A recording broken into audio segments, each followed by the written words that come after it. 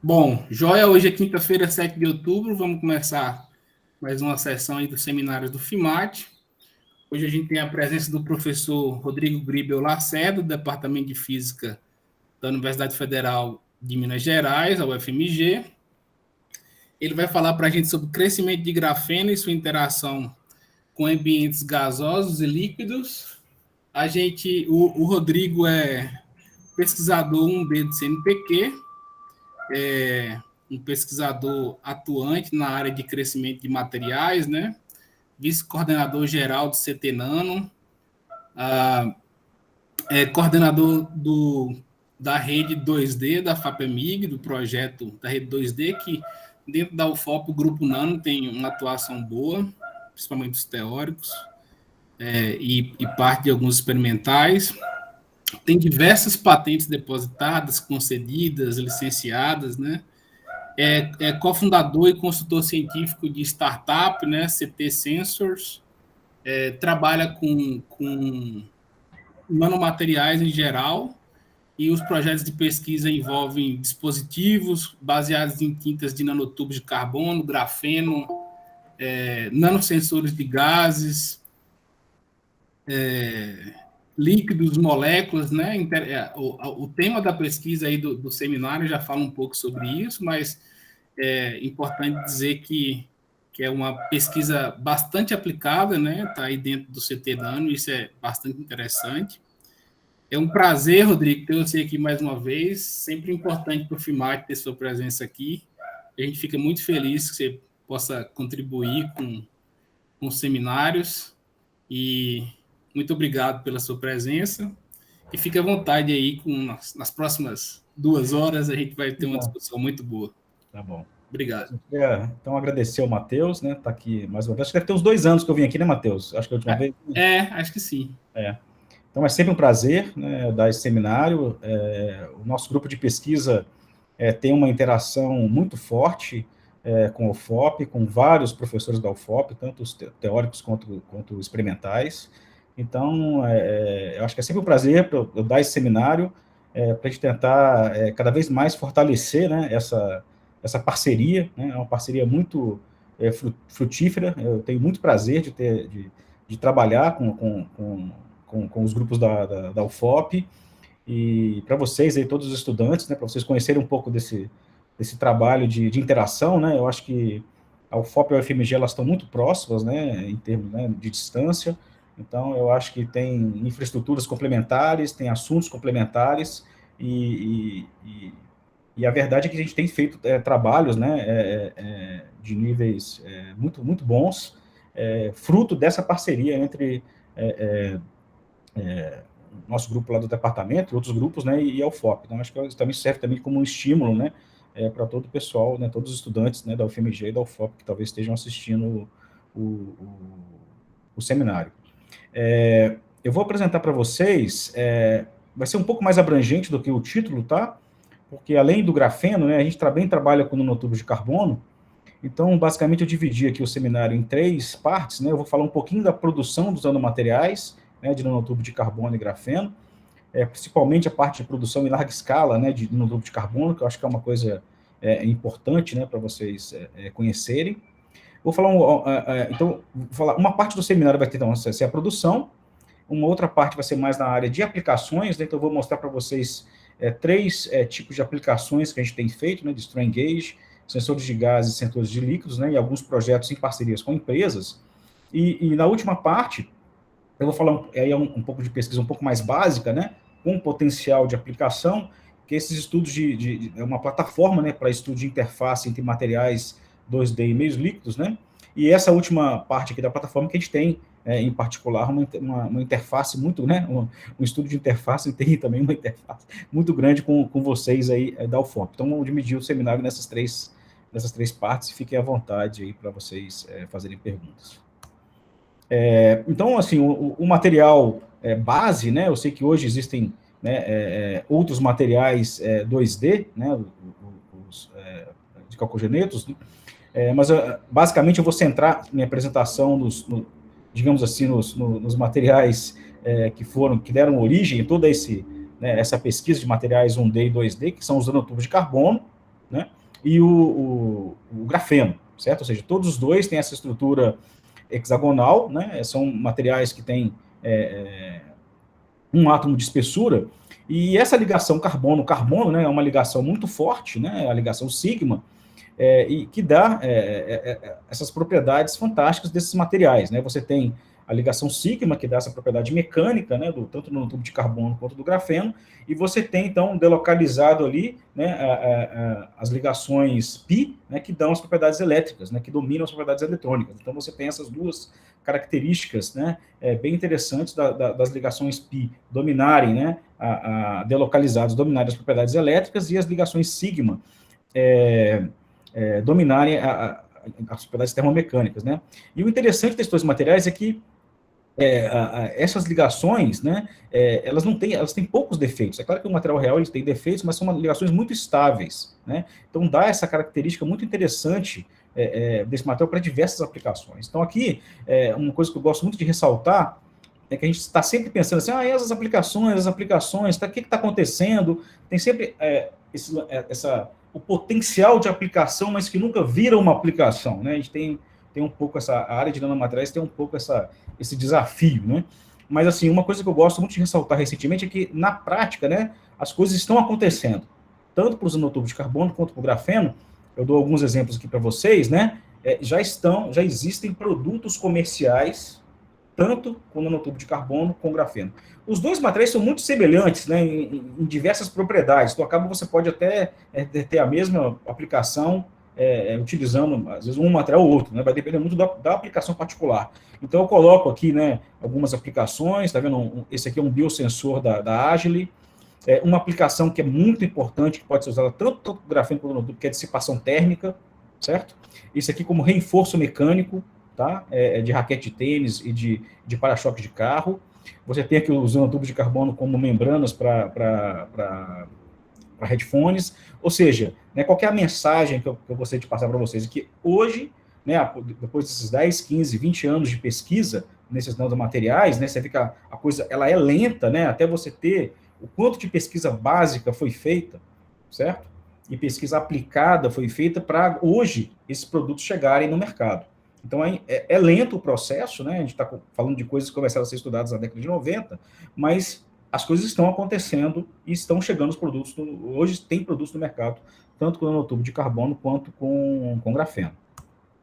Então, vou começar, então, falando um pouco da síntese, né? Quer dizer, a síntese, né? Ela é, digamos assim, o coração de todas essas aplicações. Se você não tem o domínio da síntese e da produção em larga escala desses materiais, de certa forma, isso já é um limitante de qualquer aplicação que você queira fazer. Porque você faz alguma aplicação, né? Você produz ali miligramas no laboratório, faz um pequeno dispositivo, o dispositivo dá certo, mas na hora que você vai conversar com uma empresa, ela fala, beleza, agora me produz aí, me dá quilos, me dá toneladas desse material, me produz aí 1000 dispositivos, e você já não consegue produzir, e basicamente a sua pesquisa ali, ela parou, né? O vale da morte, digamos assim, né? Você tem a prova de conceito, mas você não consegue escalar. Então, uma coisa que é bem interessante que eu gostaria de passar para vocês é esse conceito de escala, certo? Ou seja, você tem que produzir o material, mas em algum momento você tem que escalar o seu processo para que isso vire realmente um produto comercial. Em termos de síntese, né, a mais famosa que tem, né, existem várias sínteses que eu não vou entrar em detalhes aqui, eu vou falar da síntese que a gente faz muito lá no nosso grupo, é a deposição química na fase vapor, né, Chemical Vapor Deposition, e de novo, né, ela é uma síntese relativamente barata, né, ou seja, os componentes não são muito sofisticados, né, você tem que ter gases, né, você tem que ter controladores de fluxo de gases, basicamente você tem que ter um forno, né, que você tem que colocar uma temperatura, e às vezes você precisa de uma bomba de vácuo ou não. E para você produzir esses nanomateriais, agora eu também posso falar de forma geral, né, tanto nanofios, quanto nanotubos, quanto grafeno, você precisa de 3 fatores. Né? Você tem que ter a fonte, né, que ela pode ser gasosa, ela pode ser sólida, né, sei lá. Você precisa de temperatura, porque são processos termicamente ativados, e você, em geral, também precisa de um catalisador. Certo? Esse catalisador é que vai te dar as condições ali termodinâmicas para o material produzir do jeito que você quer produzir. Então, basicamente, você pode, com o mesmo sistema, certo? Produzir nanotubos, produzir grafeno, produzir outros materiais 2D. E para esses 3 sistemas, você precisa da fonte, que é a nanopartícula catalisadora, do gás, que pode ser uma fonte sólida ou líquida, ou própria gasosa, e a temperatura. Então, eu dou um exemplo aqui, os dois exemplos mais importantes, que é o do nanotubo de carbono e do grafeno. No caso do nanotubo de carbono, tá vendo? A nanopartícula catalisadora, em geral, são metais de transição. Né? O carbono, o átomo de carbono, ele gosta desses metais de transição, você tem um coeficiente de difusão alto, né? Então, basicamente, você tem, né, o carbono, ele difunde na nanopartícula, chega a um ponto de saturação e ele é expelido. Quando você tem essa supersaturação e o carbono começa agora a sair da nanopartícula, é termodinamicamente mais estável ele sair na forma de tubo. Né? Tem até um videozinho aqui feito pelo até um amigo meu lá de Cambridge, né? O Steph Hoffman, né? Ele filmou o crescimento, tá vendo lá? Tá, ó. Aqui é um crescimento que chama onde a nanopartícula fica presa, tá vendo? Olha, no topo, né? E o nanotubo vai saindo por baixo, né? É o top grow. Mas também pode ter um base grow também, certo? Mas é basicamente essa a ideia. Então, o catalisador, para o caso dos nanotubos de carbono, é metais de transição. Para o caso do grafeno, ele já é um outro tipo de metal. Essa até é uma história até interessante que eu gosto de contar, porque o primeiro trabalho de crescimento de grafeno, né, até foi o grupo da Jinkong, lá no MIT, foi o níquel, né, que o níquel é um bom catalisador de nanotubo de carbono. Agora, qual que é a dificuldade do níquel? O níquel, ele gosta muito de carbono, então você tem muito carbono difundido, né? O metano ele decompõe, né, o carbono difunde dentro da folha, certo? E na hora que você tem você resfria e tem uma condição de saturação, o carbono que sai, volta para a superfície, ele vai voltar em muitas camadas, né? Você pode até conseguir fazer monocamada de grafeno em níquel, mas é mais difícil. Então, o ideal, em geral, você tem, né, monocamada, bicamada, tricamada, é um negócio mais complicado de você fazer, porque o níquel gosta muito de carbono. Aí veio o grupo lá do RUF, lá do Texas, e essa também é importante estar sempre pensando em fora da caixa, né, pensar um pouco fora da caixa. Ele usou um metal, que é o cobre, que é um metal que não é nenhum catalisador, ele é um metal que não gosta de carbono.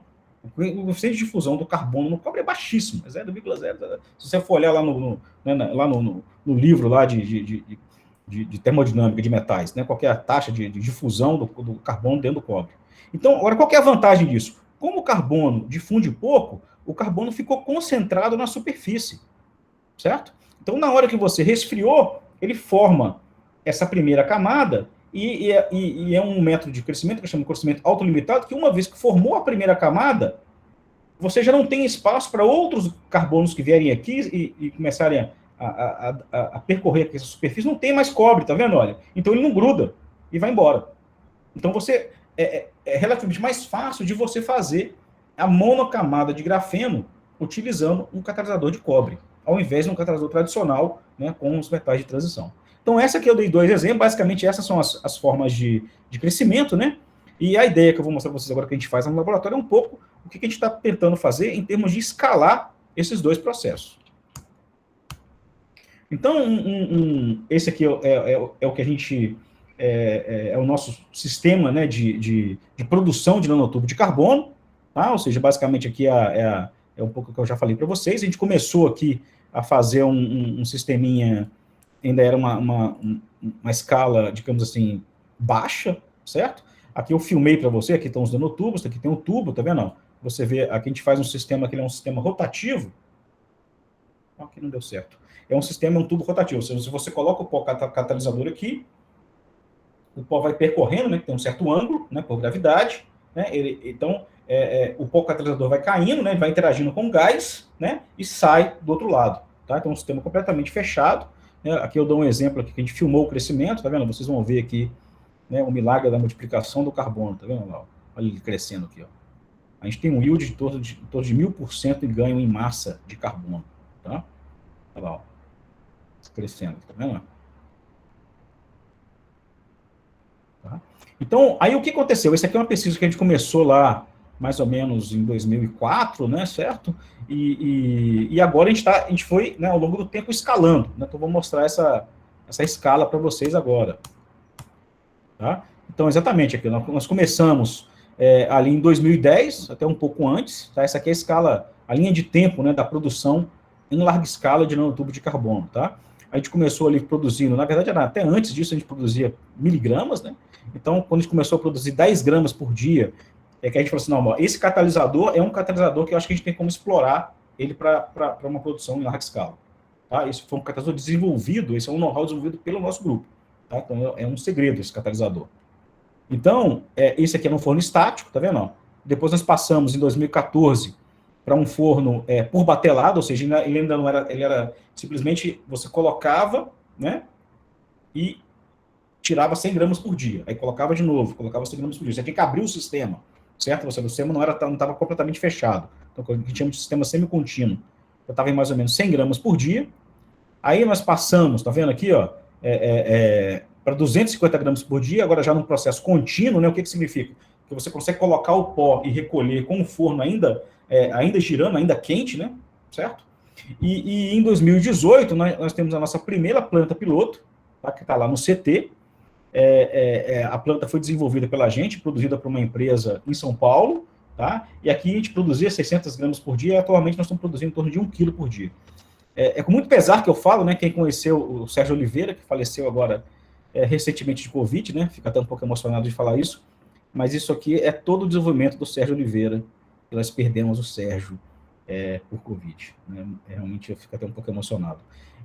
Mas assim, agora, esse ano nós temos uma planta piloto 2, então hoje nós temos 2 plantas piloto que estão produzindo mais ou menos 1 quilo por dia. Em geral, gente, com uma quantidade de tubo que você precisa colocar nos compós muito pequena, isso aqui já é uma produção muito alta. Tá? É uma produção ali semi-industrial, praticamente. Tá? Nós já estamos tendo demandas de algumas empresas de 40, 50, 60 quilos de tubo de carbono. Tá? E a ideia aqui é que a gente tem todo o know-how, ou seja, se precisar, ou seja, isso é uma planta piloto de laboratório, produzindo 1 quilo por dia. Se precisarem escalar e fazer toneladas, a gente tem todo o know-how para fazer isso. A gente só não faz porque não tem a demanda, certo? Essa demanda ainda de produzir 1 quilo por dia, ela supre a demanda dos projetos que a gente está tendo, mas a demanda está aumentando, já estão começando a ter demanda de 50 quilos, 60 quilos, o que já gera, né, já é uma demanda alta. Tá? Então, essa é a nossa história da produção em larga escala de nanotube de carbono. Tá, esse aqui é o nosso CT, só para apresentar para vocês, né? Simplesmente agora com a pandemia fica difícil de fazer uma visita, mas eu acredito que ano que vem, as coisas melhorando, né? Eu convido aí, podemos combinar aí com o Matheus um dia de vocês virem e visitar o CT Nano. O CT Nano é um prédio, né? Centro de nanotecnologia na produção de aplicações de nanomateriais e grafeno. Ele tá situado no Parque Tecnológico da UFMG, certo? Ele tem várias linhas de pesquisa, né, de produção, de síntese, de sensores, de compósitos, de SMS, de saúde, de caracterização. Esse aqui é o nosso laboratório de síntese, tá? Aqui é uma foto melhor para vocês verem aqui da planta piloto 1, tá? E aqui é um balde que mais ou menos, aqui tem mais ou menos, talvez 1 quilo de nanotubo de carbono. Então, eu convido todos vocês, né, quando quiserem visitar, né, quando a pandemia acabar, se Deus quiser, para vocês conhecerem as nossas instalações, tá? Então, de novo, essa aqui é a coisa importante, ou seja, a gente conseguir ter um know-how de escala, certo? Para a gente não ter que importar depois, né? Porque não adianta nada também a gente ter uma aplicação, a aplicação dá certo, né? Aí a pessoa pede toneladas e a gente não sabe fazer, e no final vai ter que importar o nanotube da China, né? Tá? Aí perde o sentido um pouco do negócio, né? Na mesma linha, né? A gente tem uma produção também em escala laboratorial de grafeno, a gente tem um forno maior, né, que a gente consegue produzir grafeno na escala ali de centímetros, tá? Funciona mais ou menos do mesmo jeito, né, só agora com a folha de cobre, né, tá vendo? A gente compra essa folha de cobre e produz o grafeno também numa escala também, aí não é larga escala de quantidade, é quantidade agora de área, né, numa área de pelo menos 10 por 10 centímetros, que é o máximo que a gente conseguiu até hoje. É uma área muito boa também para produção, principalmente para produção de dispositivo eletrônico, eu vou mostrar para vocês agora, tá? Então, essa aqui é mais ou menos a ideia, né? Tá vendo? A gente consegue aqui, esse aqui é um wafer de silício, tá? Ele tem mais ou menos aqui, deve ter pelo menos aqui uns 30 centímetros aqui de tudo, tá? Essa área aqui deve ter uns 10 por 10, ou 10 por 10 centímetros, ou 20 por 20, agora eu não estou lembrado direitinho. Mas você vê o grafeno, né? Você tem aqui o grafeno transferido no substrato de óxido de silício, ele tem esse contraste meio aqui que não dá para ver nada, né? Mas tem umas rugazinhas, vocês conseguem ver aqui. E uma vez que você fez isso, né, a gente tem método de transferência eletroquímica, né? Aqui também aqui dá para ver também ele no contraste aqui numa placa de vidro, tá? Aqui é só um experimentozinho, não sei se esse videozinho aqui está funcionando, deixa eu ver. Acho que não, né? E esse cara aqui, o que você vai fazer com ele agora? Uma vez que ele está... Porque o grafeno no cobre, ele não tem muito uso, né? Certo? Porque você é um metal em cima do outro metal. Então você tem que, na verdade, é um processo de corrosão, né? Você tem que corroer o cobre e transferir ele para um substrato de interesse. Tá? Então é isso que a gente faz, né? Faz etapas de fotolitografia e corrosão e faz aqui o dispositivo. Então, esse dispositivo de grafeno é o dispositivo que a gente vai aplicar, por exemplo, em sensoriamento. Tá? Essa aqui é a ideia. Então, você produz o grafeno, você corrói o cobre, né? A gente está correndo uma corrosão via eletroquímica, tá? Isso aqui é até o polímero, o PMMA, né? Que protege o grafeno. Essa é uma corrosão mais limpa, né? Tá? Porque o grafeno, ele, de certa forma, a etapa de você corroer o cobre e tirar esse PMMA suja um pouco o grafeno, transfere para o substrato e faz o dispositivo eletrônico utilizando a fotolitografia, que a gente tem toda a infraestrutura lá na sala limpa do departamento. Então, agora eu vou começar a falar um pouco de aplicações, tá? Quem quiser entender um pouco mais sobre a transferência, aí no final eu apresento para vocês, tá bom? Então, quais são as aplicações que a gente tem feito, tá? Então, eu vou começar para vocês, são basicamente duas linhas de filmes, né? Reparem, o grafeno, ele também ele é um filme, certo? Tá? Você tem essa característica de um material que está cobrindo, né, grandes áreas. E uma outra coisa que a gente faz também, uma aplicação que a gente tem trabalhado muito, são tintas de nanotubo de carbono, ou papel de nanotubo de carbono. Tá? Então, a gente pega aqui os nossos nanotubos, né? A gente faz um processo de fosforilação química, de carboxilação, para fazer uma tinta. Tá? Então, a tinta você também consegue imprimir, né? Fazer um filme, ou você consegue secar e fazer um filtro. Tá? Então, essas são basicamente 3 linhas de materiais que a gente tem desenvolvido aplicações. Os filmes de grafeno, a tinta de nanotubo e vamos dizer assim, o papel de nanotubo, digamos assim, né? Vou mostrar para vocês algumas dessas aplicações agora, tá? Então, uma aplicação legal desses papéis de nanotubo são essas, por exemplo, você usar ele como aquecedores, certo? Ou como retardante de chamas. Tá? Então, esse aqui é um exemplo aqui de um papel de nanotubo de carbono, tá vendo? Ele não pega fogo. Bem interessante, né? E uma outra coisa interessante são aquecedores, né? Porque o que acontece tem muitas aplicações hoje que você precisa de aquecedor, mas você não quer, você quer ter baixa corrente, você quer ter baixo efeito Joule e aquecer, né? Então, a rede do carbono-carbono é muito forte. Então, você consegue, por exemplo, fazer aquecedores, né, com tensão baixa e chegando à mesma temperatura de hoje para você usar lá algum tipo de metal, né, que você vai aquecer, mas você vai precisar de muita potência. Então, você consegue colocar uma bateria menorzinha. Tá? Então, esse aqui é um exemplo de um aquecedor. Ele está aquecendo aqui, estava 40 graus, tá vendo? 70, 100, tá vendo? Tá? Rápido, né? Um aquecedor rápido. E a gente tem algumas aplicações, por exemplo, né, que a gente está tentando desenvolver, para calçados, né? Certo? Tá vendo? Aí, aqui é a grande vantagem de você ter a questão da flexibilidade da tinta, né? Porque se você fosse fazer um aquecedor desse com cobre, ou com uma resistência, você até existe comercialmente, mas fica um negócio mais pesado, né? Então, aqui, a ideia aqui nossa é fazer uma coisa tipo tinta, certo? Ou seja, você tem uma tinta, né? A tinta de nanotubo, ou até o próprio book paper, você tem os contatos elétricos e isso vai estar na botina. Isso aqui a gente está querendo fazer aplicação para o pessoal que trabalha, por exemplo, em frigorífico, né? Que você precisa ter a bota aquecida, tá? Tem aplicações, por exemplo, até mesmo para jaquetas, né? Certo? Para você, aquecimento de jaquetas. Então, a gente tem algumas aplicações nessa linha, tá? De aquecedores, tá? São aplicações bem interessantes, tá? Que vêm da natureza do carbono, né? E a fato de a gente conseguir fazer isso da forma de tinta, né? Que é um material que ele fica mais flexível, tá? Uma outra linha que a gente tem trabalhando muito, né? Essa é a linha aí do Thiago Amarante, certo? Que é a parte de língua eletrônica. Não, desculpa, esse aqui eu estou no setor de deformação, foi um pouquinho antes ainda, tá?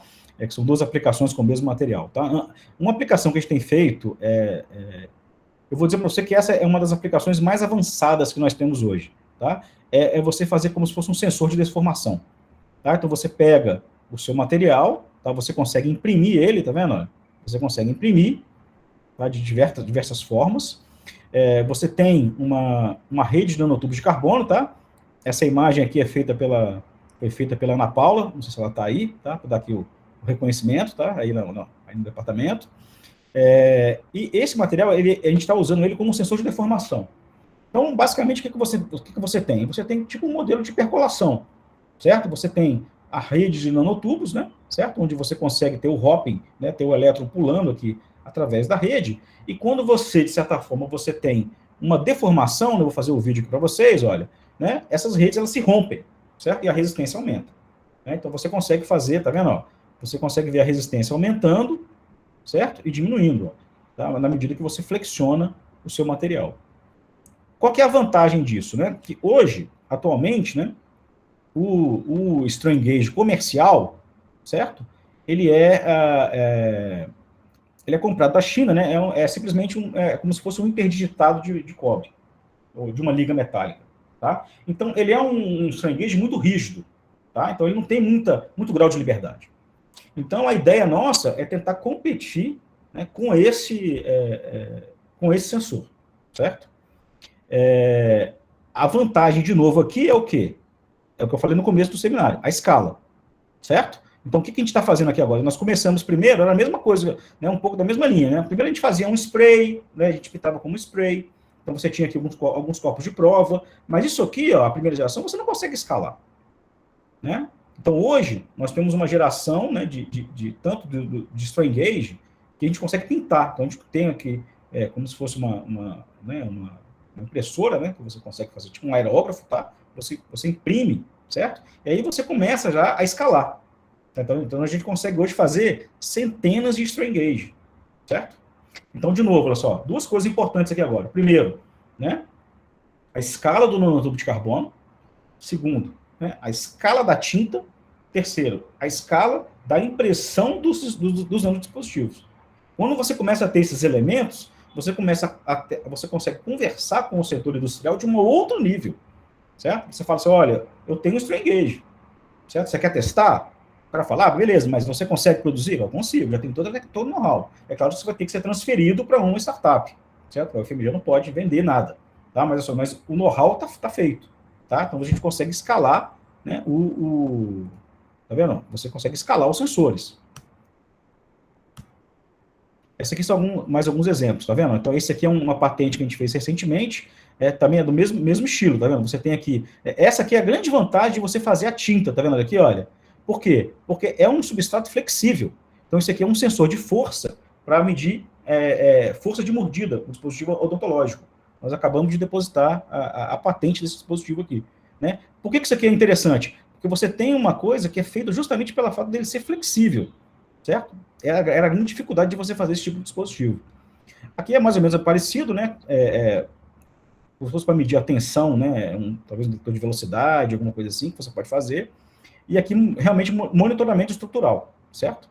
Então, aqui, gente, esse monitoramento estrutural é o que nós estamos tentando, estamos mais próximos, né, da gente tentar fazer um teste em campo hoje, tá? Aqui é só um exemplo aqui de um protótipozinho, né? Tá vendo?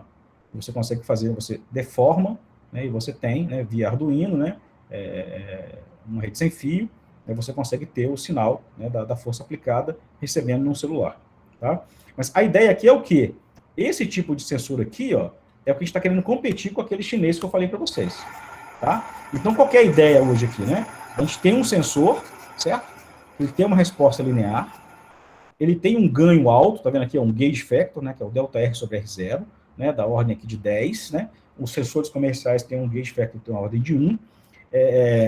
A gente consegue fazer testes de fadiga, né? Ou seja, fazer o sensor várias vezes. Então, ou seja, nós estamos aqui com um sensor, né, que ele é mais sensível do que o comercial. A princípio, ele tem um baixo custo, né, porque é uma tinta, certo? E você consegue aplicar diretamente, você consegue fazer outras estruturas, você pode fazer uma rede, né? Hoje, como é que o pessoal faz? Tem que contratar a empresa vai lá, coloca o sensor, mede, tira. A gente poderia ter uma coisa de aplicação direta para ficar lá em tempo real. Então, a ideia, né, a gente tem essa startup, certo? Formada por esses ex-alunos nossos e pesquisadores lá do CT, e a ideia é a gente começar a ter a transferência dessa tecnologia para a startup, certo? Só que antes disso, nós vamos fazer um teste em campo, ou seja, a gente tem um projeto em parceria com uma empresa de mineralogia, certo? E nós vamos fazer um teste em campo na empresa. Então, se der certo, né, a ideia, então, agora é a gente transferir, né, essa tecnologia para a startup e começar realmente a tentar comercializar esse sensor. Então, mas nós precisamos ganhar do sensor lá do sensor do chinês, né? Que custa, sei lá, R$40 cada sensor. Tá? Então, esse é o grande desafio agora, né? É o desafio que, de novo, é o chamado Vale da Morte, né? Ou seja, nós temos todo o pacote, a escala, a produção e a princípio, né, uma prova de conceito que dá um sensor melhor e mais barato. Agora nós temos que testar em campo, né? Certo? Testar lá, porque aí são outros problemas, certo? Você tem poeira, tem temperatura, tem um monte de coisa que pode acontecer, certo? Que a coisa dentro do laboratório a gente não consegue prever. Então a ideia agora é fazer isso, fazer esse teste em campo, né? E se der certo, aí realmente a gente vai tentar transferir, né? Porque não tem ninguém no Brasil que... A gente poderia transferir para uma outra empresa, se você tiver, tiver interesse, né? Mas a ideia aqui, a princípio, é a gente mesmo tentar transferir a tecnologia e nós mesmos produzirem esse sensor de deformação. Então, esse está bem desenvolvido porque nós já estamos na fase do teste em campo, tá? Que é o, né, digamos assim, o vale da morte, né? Depois disso tem que viabilizar isso comercialmente, né? Que aí é um outro problema. Mas já tendo um cliente, você já está mais, né? Tá melhor, né? Assim, nesse sentido. Esse aqui é um outro exemplo muito parecido, né? Também na área de tintas, né? E aqui é mais para você ter um resistor, né? Você ter um condutor flexível, tá? Aqui era uma ideia mais essa questão de EPI de segurança, tá? Isso era uma parceria com a empresa Nanoplus, né? Esses coletes, esses amarelos, esses coletes, eles funcionam por reflexão, né? Você tem que iluminar para eles acenderem. Então, a ideia é você ter uma coisa, de novo, né? Flexível, certo? Que aguente lavagem, certo? E você conseguiria ter uma bateriazinha pequenininha para você ter esses coletes, né? Ter uma iluminação desses coletes para EPI ou para o capacete, né? Então, esse é um projeto também bem interessante que a gente tem, foi um projeto Cibratex Nano. Né? A dificuldade aqui, por exemplo, está na lavagem, certo? A gente faz isso aqui, mas não lava, a coisa não aguenta tantas lavagens, nós estamos desenvolvendo, então tem alguns problemas ainda de ordem prática para esse tipo de aplicação da tinta de nanotubo, né? E agora chegando, então, finalmente na língua eletrônica do Thiago, né, que ele está aí, né, é a tese do Thiago, né, então a ideia aqui, né, é você realmente ter essa tinta, né, de novo, né, mais ou menos o mesmo princípio, né, do strain gauge, né, a gente consegue ter essa tinta, e a ideia é você conseguir fazer com essa tinta o reconhecimento de líquidos, utilizando, né, o que a gente chama de língua eletrônica, ou seja, o que significa, o que é a língua eletrônica? Você tem um dispositivo, um sensor, né, um transdutor, que ele é não específico, certo? Ou seja, e você vai ensiná-lo, ou seja, você vai, né, você como o nosso gosto da nossa língua, né, que é o exemplo que está aqui. Você vai colocar lá os líquidos nessa língua e vai dizer, olha, isso aqui é álcool, isso aqui é acetona, né, isso aqui, né, essa aqui é uma certa bebida, essa aqui é outra. E você vai ensinar a língua, e uma vez que você aprendeu, você vai usar esses algoritmos, né, de análise multivariacional, a própria rede neural, para você conseguir, depois, né, ele conseguir identificar o que você ensinou. Né? Então, o nosso dispositivo é uma língua, né, de novo, é muito parecido, num certo sentido, com o strain gauge também, né? Por quê? Porque você tem essa matriz, dessa tinta, desse nanocompósito, né, e quando o líquido ele entra em contato, né, você tem, além dessa expansão, né, ele absorve, expande e evapora. Então, tem vários parâmetros físico-químicos, certo? Que vão dar essa impressão digital, né, que é tipo esse perfil aqui com o tempo, tá vendo? E esse perfil, ele vai ser característico de cada material, a princípio, que você está ensinando a língua eletrônica, tá? Esse era o nosso primeiro protótipo, tá vendo que ele era pingado, certo? Aí você pingava o líquido em questão, né, e você media aqui o perfil, tá vendo? Isso aqui, né, o Thiago aqui desse experimento estava separando gasolina, 2 tipos de gasolina, uma adulterada e uma não adulterada. Então, tá vendo aqui, você tem as gasolinas azuis, certo? E as gasolinas vermelhas, né? Ele fez aqui o perfil e deveria identificar uma das duas aqui. Acho que não chegou a pegar o ponto de identificação. Tá? Então, por exemplo, esse é um dispositivo que ele é muito interessante para, por exemplo, você ter análise de adulteração de combustível. Vou mostrar para vocês mais experimentos aqui agora. Né? Então, esse é o experimento pingando. Tá? Que a gente estava pingando. Aqui de novo, né? Esse aqui só para demonstrar uma prova de conceito, você fazendo detecção de líquidos, tá? Então, essas aqui são as curvas típicas, né? De ganho, né? Delta R sobre R0 em função do tempo, né? Quando o líquido vai evaporando. Aí você pega essas curvas e você pode fazer, por exemplo, uma análise PCA, uma análise de componentes principais, uma análise multivariacional. Né? Então, o que é o PCA, né? Explicando rapidamente, né? O PCA, em geral, você está fazendo um processo onde você está tentando reduzir a dimensionalidade do sistema e encontrar as duas componentes principais de maior variância.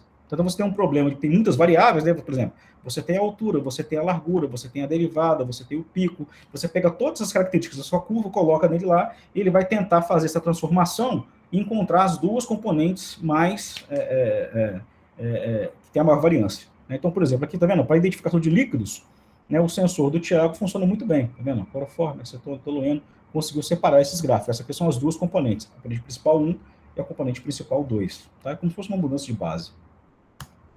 Aqui é um exemplo de água, tá vendo? Água da torneira, água do bebedouro, água DI.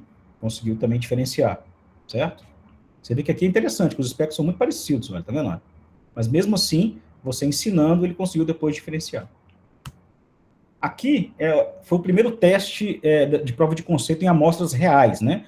A gente tem uma parceria com a Petrobras, infelizmente até que não foi muito para frente, mas eles mandaram para a gente dois blocos de gasolina, certo? Uma gasolina não adulterada e uma gasolina adulterada, certo? Você vê que o PCA aqui nem foi tão legal, né? Ou seja, tem uma certa... tem um certo espaçamento aqui dos parâmetros das componentes principais. Mas nós conseguimos separar os dois blocos, tá vendo?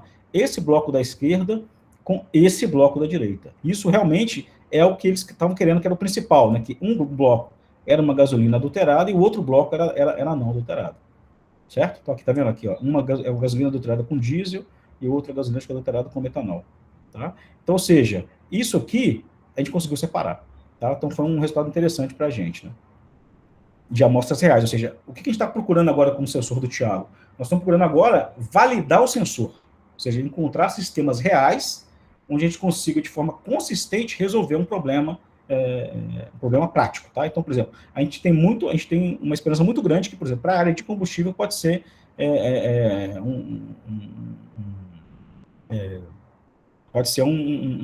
uma aplicação interessante, tá? O PCA ele tem algumas limitações, aí logo em seguida a gente tentou fazer para entrar nas redes neurais, tá certo? De novo, né, aqui eu tenho que fazer uma ressalva e parabenizar o Thiago. Assim, eu não sou especialista em rede neural, eu não entendo nada de rede neural, certo? O Thiago, ele simplesmente sozinho foi lá, aprendeu, estudou e implementou. Tá? Então, acho que assim, é muito interessante, eu acho que esse exemplo, que às vezes a gente trabalha com áreas muito, muito diferentes, né? E às vezes o próprio aluno ele tem que se especializar e ter um conhecimento até que o próprio orientador não tem. Né? Então, isso é uma coisa muito típica lá do nosso grupo, né? A gente está sempre trabalhando com coisas muito diferentes e eu sempre estimulo os estudantes a irem atrás dessas informações. Então, hoje o Thiago está se tornando um especialista nas regionais de forma independente. Certo? Às vezes ele interage um pouco com o pessoal da computação, ele fez umas matérias, ou tentou fazer umas matérias, viu alguns vídeos, fez alguns cursos. Então, ou seja, uma independência do próprio estudante, que acho que é muito importante, né? O estudante ter essa independência e terminar o doutorado até com conhecimento, ou saber mais do que ele está fazendo, mais do que o próprio orientador. Eu acho que isso é uma característica muito interessante né, que o estudante precisa ter. Então, ele fez isso, essa rede neural, de novo, né? É um algoritmo também baseado em aprendizado, certo? Você vai ensinando a ele, tá certo? Você tem as curvas, tá vendo aqui, ó? Você tem a curva, isso aqui também é para gasolina, etanol e diesel. Tem as três curvas, né? Você vê que diesel é mais chato de medir, tá vendo? E uma vez que você fez isso, você ensina, certo? Depois você testa e tem aqui essa matriz de confusão, então, onde você consegue ver o percentual de acerto, né? Nesse caso aqui, entre diesel, etanol e gasolina, a gente teve 100% de acerto de todas as amostras testadas. Ele testou 24 mais 35 mais 37 amostras de forma aleatória, certo? Mediu e a rede neural deu o output como sendo 100%. As 24 amostras que eram diesel foram diesel, as 35 amostras que eram etanol foram identificadas como etanol, e as 37 amostras de gasolina foram identificadas como gasolina. Então, esse aqui é um sistema onde o sistema ele aprendeu de forma um sucesso total. Agora, nós estamos já com um dispositivo com a segunda geração, certo? Ou seja, é um primeiro protótipo, né? Que agora a ideia, a gente tem uma caixinha, né? Com um protótipo. O dispositivo agora ele é de imersão, né? Ele não é mais pingado. Né, a gente começar a ter uma coisa já, digamos assim, chegando mais próximo da coisa que a gente consiga ter um protótipo de bancada, que você consiga levar para os lugares, né, um primeiro produto, digamos assim. Né. Aqui é mais ou menos a mesma coisa, né, de etanol no gás, aqui já teve algumas confusões, tá vendo? Olha só, certo? Assim, de 48 amostras, certo? De 40%, ele errou um pouquinho, teve um pouquinho de confusão aqui. Tá? Então, ou seja, nem sempre, né? Ou seja, mas se for olhar bem, né, a taxa de acerto é altíssima. nós estamos lá com 93%. Tá? Então, ou seja, são taxas de acerto muito boas, né, para qualquer tipo de sensoriamento. Tá? Então, esse é o tipo de matriz de confusão que você faz utilizando a rede neural, tá? Para mistura por exemplo, de 40% de etanol da gasolina, 33% e 25%. Ou seja, esse é um resultado muito bom. Tá? Ou seja, aqui a linha, a coluna é mais ou menos o que a gente sabe, né? Ou seja, tinha 46 amostras, certo? Ele acertou 45,1. Tá? Então, uma taxa de acerto muito alta. Isso aqui é um outro sistema, né? Mais para a área de petróleo, tá? De óleo mineral em água. Tá? É mais ou menos o mesmo princípio, né? Você vê que isso aqui é um pouco para mostrar para vocês a resolução do sistema, né? A gente consegue identificar 25 ppm de óleo dissolvido em água, né? O sistema conseguiu reconhecer, certo? E a gente recentemente, agora essa semana, a gente teve a patente depositada desse trabalho do Thiago. Esse aqui é um outro mesmo esquema, tá? Só para ver um pouco a resolução que a gente tem, né? Tá? Então, assim, é um sistema muito interessante. Agora, o que nós estamos fazendo agora? Nós estamos tentando fazer a validação, certo, desse sistema, em amostras cada vez mais reais, e encontrar um parceiro para a gente tentar fazer, né, realmente ver se isso vai gerar realmente um produto comercial. Bom, então agora tirando a parte aplicada, né, vamos começar... Ah, não, desculpa, aqui é só de gás, né, desculpa. Continuando na parte aplicada, mas agora para sensoriamento de gases. Certo? Essa é uma outra linha que a gente já vem trabalhando há muito tempo, tá ali, desde um pouco lá da tese da IVE, né, que foi uma das primeiras teses dos primeiros alunos que eu tive. Qual que é a grande sacada, né? Os materiais 2D, eles são sensores naturais. Por quê? Porque você tem só superfície, praticamente, qualquer coisa que gruda, você tem uma mudança no transporte elétrico, ou seja, o que está grudado, né, vai virar um centro espalhador de carga, né, ou seja, vai ter um espalhamento, que vai alterar a mobilidade, que vai alterar a condutividade, ou, né, você pode ter transferência de carga, certo? Ou seja, a molécula gruda, você tem uma certa transferência de carga, né? Você vai aumentar ou diminuir a condutividade do seu material. Então, ele é um sensor natural. Mas aí você pode perguntar assim, gente, mas tá cheio de sensor por aí. Tem cheio de sensor comercial, cheio de sensor de gás por aí. O que o material 2D vai ter de diferente disso? O que você tem que buscar, então, né? Então, a ideia, olha só, eu fiz uma lista aqui. Qual é a demanda hoje? Você quer um sensor de baixo custo, resposta rápida, você quer um sensor de pequeno porte, você quer ter específico, né, seletividade, sensitividade, você quer baixa temperatura e você quer trabalhar em ambientes corrosivos. Você vai encontrar esses tipos de sensores no comerciais, mas você não vai encontrar um que tenha um único sensor que tenha todas essas características. Então, isso é mais ou menos o que a gente busca. Tá? Um sensor que tenha todas essas características. Se você conseguir fazer isso, você muito provavelmente vai ter um sensor que vai ser competitivo com um sensor comercial. Tá? Então, isso é o que a gente está buscando. Então, a gente tem alguns projetos, né? Ou seja, aqui é um dispositivo de grafeno. Tá? A gente tem um protótipo, esse aqui foi o Vinícius que desenvolveu, é um outro aluno nosso que está no mestrado. Tá aqui seu dispositivo, é uma câmerazinha. Esse aqui é um exemplo, né? Esse aqui do trabalho da IVE, do doutorado dela mais antigo, um sensor de oxigênio, né? Você vê que, só para mostrar para vocês um exemplo, né? O oxigênio absorve, certo? Ele age como um centro espalhador, nesse caso não transfere carga, tá? E você tem um certo espalhamento, transfere um pouco de carga, assim, desculpa, tá? Você vê que a curva vai se movendo, né? E na hora que você desliga o oxigênio, ela volta. Tá? Então você tem aqui dois efeitos, um efeito de transferência de carga, né? Que aumenta um pouco a dopagem do grafeno, e o efeito de espalhamento de carga, que mexe um pouquinho na mobilidade. Tá? Então, isso aqui é um dos primeiros trabalhos que nós fizemos de estacionamento de gases. Esse aqui é um trabalho mais interessante, mais recente, tá? Que foi a tese do Alisson e da Cíntia. Tá? Esse é um trabalho bem legal, gente. Sabe por quê? Olha só. Todo esse trabalho de sensor de hidrogênio, né, é um trabalho que deu artigo, tá vendo? E deu patente. Ou seja, você consegue fazer as duas coisas. Você consegue fazer uma física aplicada, visando um produto comercial, sem deixar de publicar e sem deixar de fazer patente. Tá? Então, esse é um sensor de hidrogênio, né? Aqui é um sensor um pouco diferente, que o hidrogênio ele não interage com o grafeno, não faz nada, mas o hidrogênio interage aqui, ó, na heterojunção metal-grafeno. Então, ele mexe aqui na função trabalho, a diferença de função trabalho entre os dois materiais, né? Tipo uma junção PN, isso afeta um pouco o transporte elétrico e a gente consegue detectar o hidrogênio, que é um gás difícil de detectar. É uma molécula muito, muito neutra, muito inerte. Tá? Então, aqui, sem entrar muito em detalhes, tá? A gente conseguiu, né, a Cíntia, na tese de doutorado dela, conseguiu fazer uma engenharia de dispositivo, mexer um pouco nessa interface. Tá? Então, esse é um dispositivo que a gente acha que ele é seletivo ao hidrogênio, ele é baixa temperatura, sem metais pesados e uma larga faixa de concentração. Então, esse é um sensor, apesar, eu acho que ele seria muito propício para ser usado em linhas de produção de gases, tá? Que tem muito potencial para aplicação e competitivo com sensores de hidrogênio, que não são tão seletivos. Né? Em geral, os sensores de hidrogênio são sensores de hidrocarboneto. Não consegue identificar se é metano, se é hidrogênio, certo? Tá? Então, esse é um trabalho da Cíntia e do Alisson, né, que hoje está lá na Mackenzie. É um trabalho que eu gosto bastante. E mais recentemente, a gente tem um projeto com a Petrobras, tá? Para monitoramento de CO2, esse é um projeto que eu não posso entrar tanto em detalhes, né? Tem umas questões de confidencialidade, mas esse hoje é o trabalho mais, digamos assim, em parceria aplicado que nós temos com a Petrobras para monitoramento de CO2. Tá? Não vou entrar em detalhes onde que está sendo monitorado, mas é um projeto mais aplicado que nós temos de estacionamento de gases com a Petrobras. E um outro tipo de sensor que a gente tem é um sensor de umidade, né? Esse aqui é uma tinta de MOS2, só para vocês verem que os materiais 2D, né? Não falei muito dos outros materiais 2D, mas uma tinta de outros materiais 2D, a gente vem trabalhando, né? Mais recente, tá? Essa aqui é uma tinta de MOS2 e demonstrou também um sensor de umidade excelente. Esse aqui, novamente, temos uma parceria desse trabalho aqui com a Ana Paula e o Bernardo, tá? E agora, para terminar, estou com tempo ainda, né, Matheus?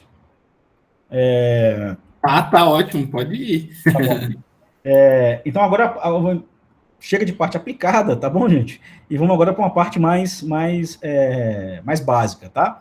Então, deixa eu tentar apresentar o problema para vocês, né? O material 2D, né, como eu já disse para vocês, ele é só superfície. Então, você quer estudar as propriedades intrínsecas desse material. Só que o que acontece? Para você estudar as propriedades intrínsecas desse material, você tem que colocar ele num substrato. Na hora que você coloca ele no substrato, o substrato interfere nas propriedades desse material. Então, ele não é tão inerte, digamos assim. Certo? Então, muitos estudos acabam sendo mascarados, para o bem ou para o mal, devido à presença do substrato. Então, para você, de certa forma, extrair as propriedades intrínsecas do material 2D, você precisa estar ele sem substrato. Então, um exemplo muito, muito claro é o exemplo da mobilidade eletrônica do grafeno. Né? Porque, teoricamente, era lá, quase que 1 milhão centímetro volt por segundo. E, experimentalmente, você consegue 5 mil. Você não consegue 800 mil. Quando que o pessoal conseguiu experimentalmente uma mobilidade de 200, 300, 400, 500 mil? É na hora que você tirou o substrato, certo? Ou na hora que você colocou o grafeno em cima num outro substrato de nitrito de boro, que é completamente inerte. Não tem defeito, não tem carga, não tem nada. Então, essa aqui é mais ou menos a ideia, ou seja, qual que é a influência do substrato nas propriedades? Qual que é a resposta intrínseca da membrana? Certo? E a gente sabe também que esses materiais, eles não são completamente planos. Você tem dobra, você tem ruga, certo? Como é que essas estruturas, né, digamos assim, 3D, influenciam no transporte? Certo? Além disso, estou falando de forma geral, uma outra coisa muito importante é como é que essa interface ela é afetada com líquidos, certo? Porque o grafeno aqui, eu dei alguns exemplos aqui, certo? Você tem a aplicação do grafeno como biosensores, você tem a aplicação do grafeno como membranas de filtração, né? Você tem a aplicação de grafeno como membranas de salinização. Ou seja, a gente precisa entender como é que o grafeno, como é que toda essa estrutura, ela vai interagir com líquidos. E para você fazer isso, e saber isso de forma bem verdadeira, digamos assim, você precisa estar com esse material sem a presença do substrato.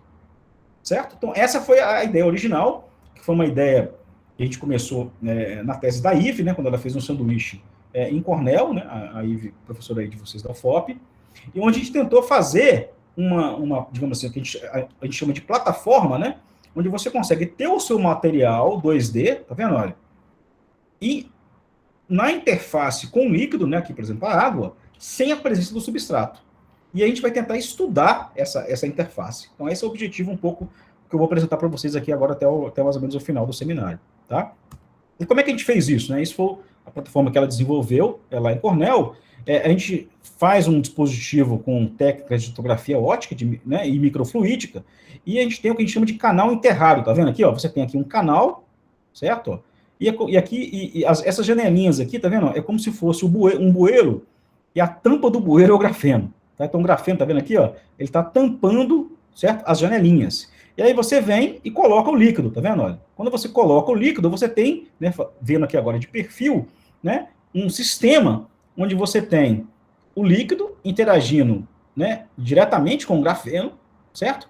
E entre dois contatos elétricos. Então, você pode, a princípio, né, colocar o contato elétrico. Então, você pode medir o transporte elétrico e a influência dessa interface no transporte elétrico. Você pode vir com a ponta de AFM, isso dá, por exemplo, a propriedade mecânica, né? Como é que é a resposta mecânica desse sistema. Que é basicamente os dois projetos que eu vou apresentar para vocês, e são dois projetos que eu tenho, né, que foram, tem grande participação do grupo da UFOP, dos teóricos, né, da Ana, da Ive, e dos teóricos da UFMG, do Chachan e do Bernardo. Então, esse aqui é um projeto realmente, certo, que tem uma grande interação com a turma da UFOP. Então, essa aqui é mais ou menos o que a gente está fazendo, tá vendo? Olha, você tem o grafeno, tem dois contatos elétricos, tem a água, e aqui é uma imagem, tá vendo? De topografia de AFM, tá vendo? Dessa interface, né, grafeno com água embaixo. Então, a ideia aqui, né, é a gente trabalhar isso para diversos sistemas. Então, eu vou apresentar dois exemplos de trabalho que a gente fez recentemente, tá? Não recentemente, né? Não tão recente.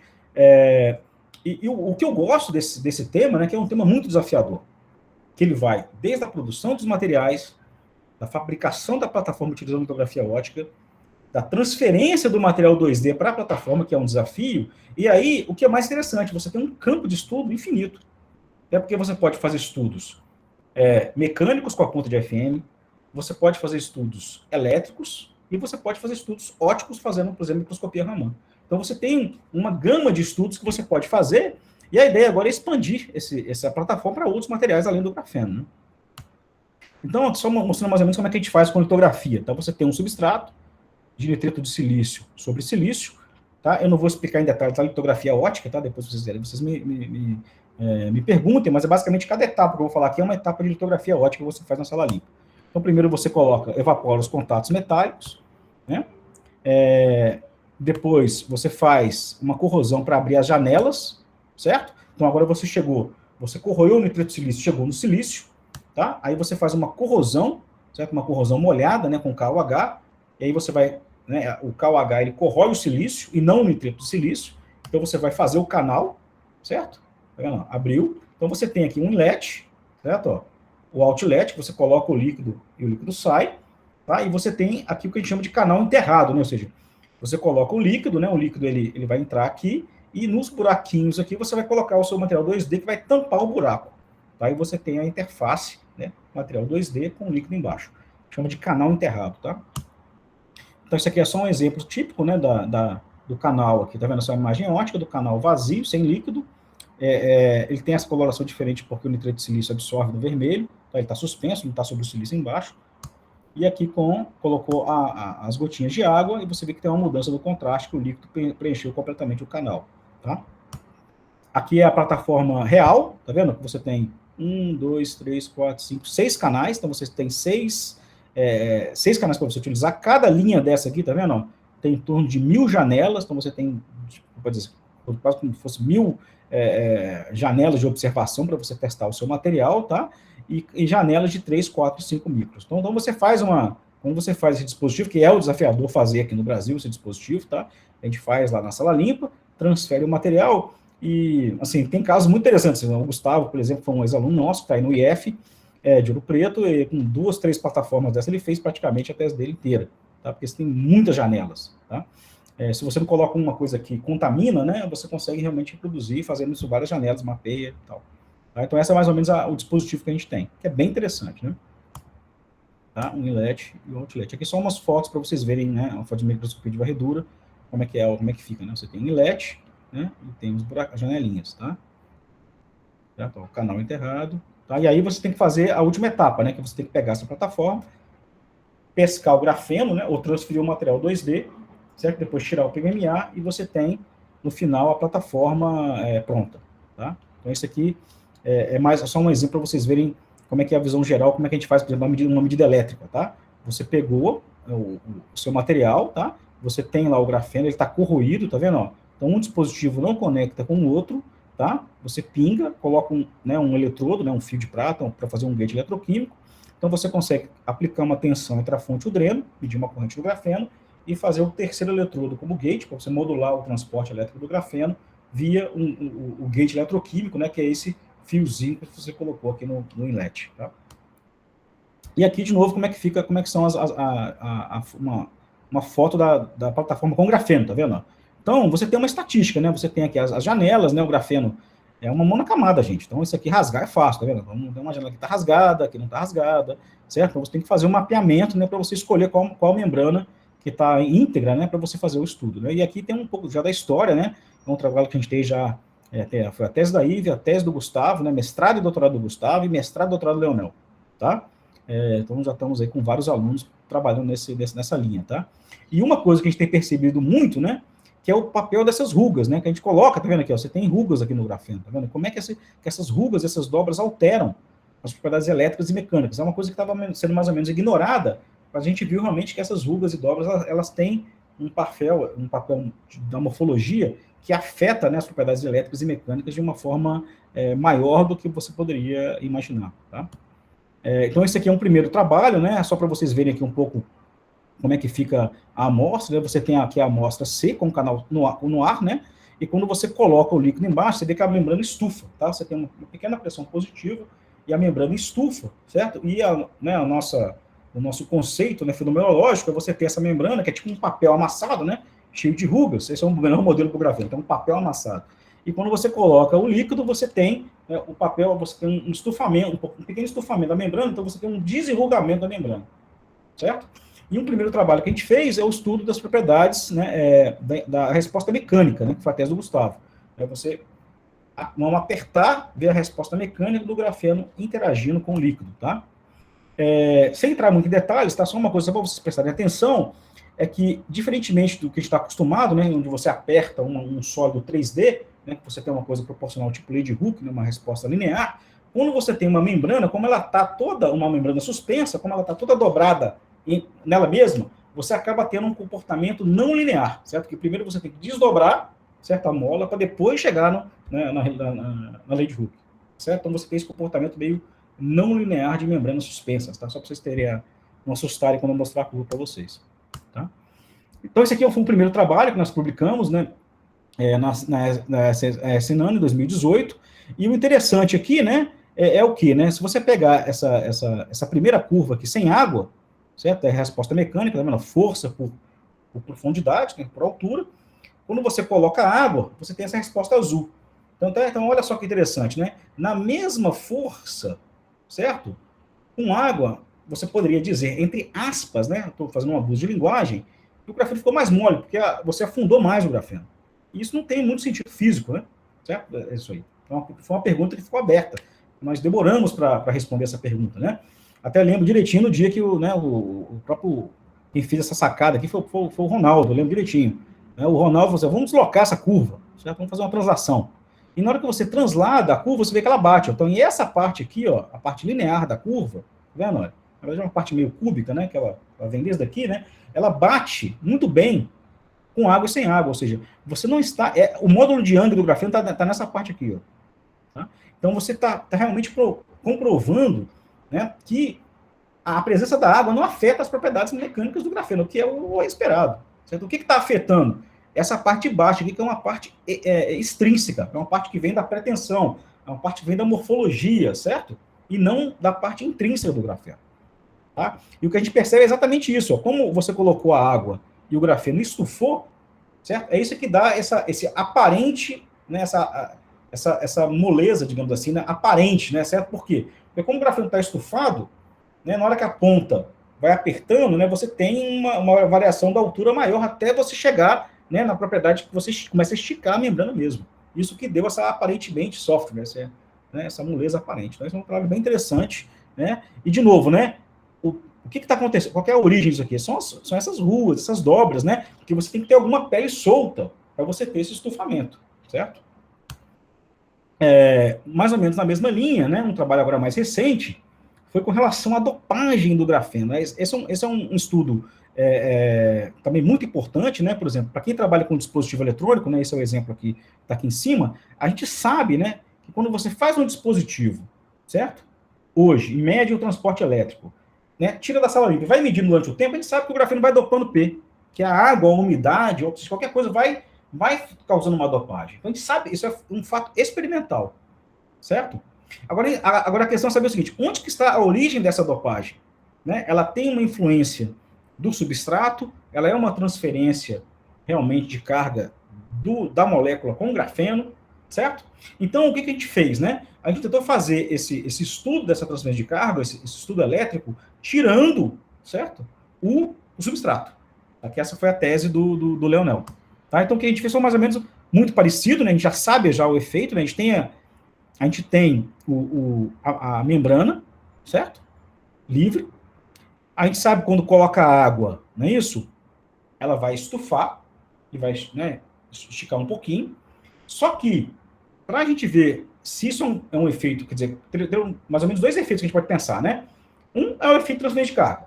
O outro é esse efeito mecânico que a gente sabe o que acontece. Então, para eliminar esse efeito mecânico, nós colocamos um substrato por cima dessa membrana. Tá vendo? Fizemos uma transferência, colocamos dois substratos, na verdade, o nitrito de boro, que a gente já sabe que é inerte, né? E o PMMA. E fizemos, então, dois experimentos com a água, né? A água com o grafeno livre, ou seja, ele vai ter o grau de liberdade, né, no eixo Z, ele vai estufar, e colocamos a água no sistema onde, né, colocamos uma tampa em cima do grafeno. Então, ele não tem mais esse grau de liberdade. Tá certo? Então, vamos ver o que acontece com esses dois casos. Então, primeiro, com o grafeno livre, tá vendo? Olha, você tem uma variação, tá vendo? Isso aqui é uma coisa em função do tempo, tá vendo? Veio aqui, tá medindo a corrente no grafeno, através do contato, colocou a água, variou a corrente. Ó, em 4 dispositivos diferentes. Cerca de 30%. Uma variação de resistência significativa. Então, a gente sabe que o grafeno ele saiu dessa configuração aqui e foi para essa. Então, ele esticou, certo? E teve, ou seja, a água afeta a propriedade elétrica do grafeno. Isso é um fato. Agora a questão é saber qual é a origem disso, né? Quando a gente foi fazer isso com a tampa de BN, tá vendo? E a tampa de PMMA, praticamente não teve alteração. Teve uma pequena alteração. Então, o que isso traduz para a gente, né? A gente corroborou isso com medidas de Raman, que eu não vou mostrar aqui, mas o que isso fala? Que pode ter alguma transferência de carga, certo? Porque nesse caso aqui, no azul e no preto, não tem essa mudança morfológica, certo? Então, ou seja, tem variações, pode ter transferência de carga, não é que a transferência de carga ela está completamente desprezada, mas eu acho que a gente, de forma significativa, com esse experimento com as tampas e o grafeno livre, que a variação morfológica é que dá, é a mais forte, mais significativa para você ter a resposta elétrica. Né? Então a gente chamou isso, né, de um efeito eletromecânico, um resistor, ou seja, a água, né, faz uma mudança morfológica do grafeno, mecanicamente mexe a membrana, e isso afeta, né, de novo, né, uma consequência do transporte elétrico. A nossa teoria, né, digamos assim, a nossa sugestão, né, é que justamente essas rugas, né, essas rugas podem ser essas rugas e dobras são centros espalhadores de carga. Quando você estica um pouquinho, né, você tira essas rugas, certo? E isso, a princípio, melhoraria a mobilidade e aumentaria a condutividade. Essa é a nossa teoria, né? Ou seja, você está mexendo aqui, na verdade, na mobilidade, já que você não está mexendo no N, tá? Mas, de novo, né? Ressaltando, a ruga, né? As rugas têm um papel importante na interface do grafeno com líquido. Isso tem que ser levado em consideração, né, para diversas aplicações. Esse é um trabalho mais recente que a gente fez, né? Acabamos aqui de submeter, nós mudamos o líquido, né? Vimos agora o líquido aqui, agora é o ácido oleico, e a gente viu um efeito de encapsulamento da ponta. Nem vou entrar em muitos detalhes, não, porque o meu tempo já estourou, tá? Mas esse é o último trabalho mais recente, também da tese do Gustavo, que a gente fez em colaboração com a turma da UFOP e já está, né? Já submetemos. A gente tem esse efeito de encapsulamento aqui, ó, o grafeno, ele chupa a ponta, certo? É um efeito bem interessante que não tinha sido observado antes, tá? Mas eu não vou entrar muito em detalhes nele, não, por uma questão de tempo. Eu já estou terminando, né? A ideia agora aqui é expandir todos esses estudos para outros materiais 2D, tá? Esse é um trabalho que a gente tem alguns alunos novos, né? Tanto a Ive quanto eu, entrando um pouco nessa linha, certo? E a ideia aqui é transferir, por exemplo, pegar um material, que é um MLS2, transferir para a plataforma, tá vendo? Olha, e fazer os mesmos estudos. Aqui, esse material 2D, num certo sentido, ele é mais interessante que o próprio grafeno, porque ele é um semicondutor, tem propriedades óticas, né? Como é que essa interface, né, vai afetar as propriedades óticas. Então, tem uma gama de estudos para a gente fazer aqui, e agora nós estamos com alguns alunos novos, né, que é o Fábio e o aluno da IVE, meio que, né, vamos tentar seguir essa linha aqui, tá? De outros materiais 2D, né, junto com o Arthur, que é o nosso aluno de C. E só para terminar, gente, acho que eu já falei demais, uma outra coisa muito interessante que o grafeno tem nesse estilo de plataforma é como ele tem uma camada apenas, certo? E ele é inerte, ele é perfeito para você fazer uma piscina, né? Para você fazer uma janela de observação e monitorar, por exemplo, reações químicas ou ligações, por exemplo, biológicas com as moléculas no seu ambiente aquoso, ou seja, elas estão ativas aqui nesse ambiente. Então, esse é um trabalho que a gente fez em parceria com a Ingrid, né, que ganhou aqui agora o prêmio L'Oréal, ela foi coletadora do Leonel, tá? A gente fez essa primeira prova de conceito medindo, né, algumas moléculas aqui dentro, né, conseguimos medir aqui uma proteína, certo? HSA, albumina, alguns líquidos, tá? Então, a ideia aqui, realmente, essa aqui foi só uma prova de conceito, né, que a gente publicou no Lemon Chip. A ideia agora, para estudos futuros, a gente tentar lá no Synchrotron, lá no Sirion, tentar ver, por exemplo, será que a gente consegue medir reações químicas em tempo real, né? Essas coisas nunca foram observadas, né? Como é que uma proteína, um antígeno gruda com o anticorpo, né? Como é que é essa atividade, né? Essa atividade de ligações, né? Chave fechadura em tempo real, né? Até mesmo com o próprio grafeno, né? Como é que as moléculas grudam aqui no grafeno e como é que você tem um funcionamento do biosensor de grafeno, como é que as moléculas estão grudando. Tem muita discussão sobre isso ainda, né? Se é transferência de carga, se é uma ligação covalente. Então, tem muitas perguntas bem interessantes que a gente espera, com a plataforma, a gente conseguir responder isso, né, em parceria com a Ingrid lá no Sirius, tá? Porque tem muito trabalho para ser feito. Tá? Tudo bem. Então, termino, né? Desculpa se eu falei demais, acho que passei da 1 hora, acredito, né? Um pouquinho só, né?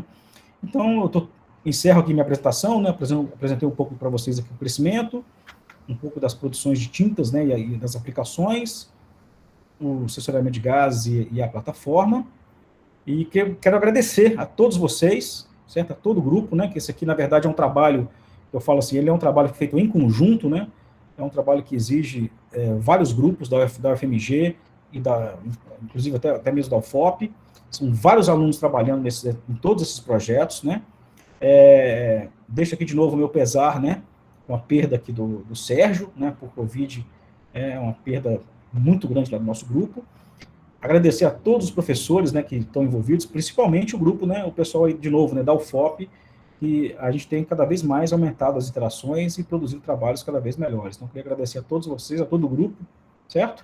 E deixar aqui meu pesar aqui para o nosso querido Sérgio. Obrigado, gente. Matheus. Muito obrigado, Rodrigo. Estou com retorno aí, né?